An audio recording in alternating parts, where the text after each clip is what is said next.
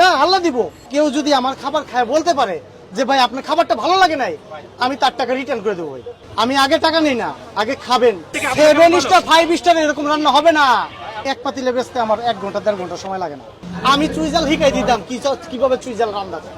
ইনশাল্লাহ আপনার জিভ ভাই আপনাকে নিয়ে আসবে। তো দিনও কামাইলাম, দুনিয়াও কামাইলাম। কাস্টমারকে ভালো খাওয়াই, ঠিক আছে? দেওয়ার মালিক কে? আল্লাহ। আল্লাহ দিয়ে দিব।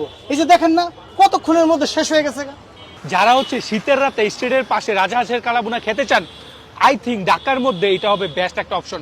তো ব্যবসা হালাল, হারাম ভাবে যদি কেউ নেয় তো হারামের হিসাব তার দিতে হবে। বলতে পারি, বুকে হাত দিয়ে বলতে পারি, ঠিক আছে, যে আমার খাবার যে একবার খাবে ইনশাআল্লাহ সেই জিব্বাতে নিবে, ওই জিব্বা আবার এখানটাই না আনবে ইনশাআল্লাহ।